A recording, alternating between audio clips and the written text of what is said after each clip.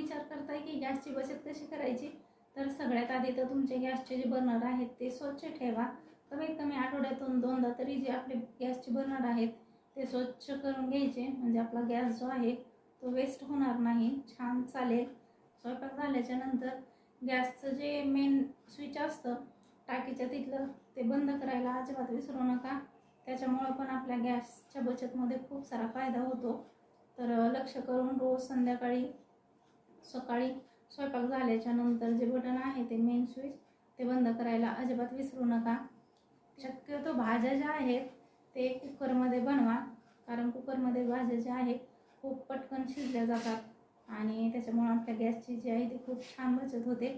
चपात्या बनवायच्या असतील वापरता नॉनस्टिकचा तवा जो आहे तो वापरला तर त्याच्यावर चपात्या ज्या आहेत ते खूप छान भाजल्या पण जातात आणि तो तवा जो आहे तो लवकर गरम होतो आणि त्याच्यामुळे आपल्या चपात्या ज्या आहेत पटकन तयार होतात. तर तुम्हाला ह्या टिप्स ज्या आहेत ते कशा वाटल्या हे नक्की कमेंट बॉक्समध्ये सांगा.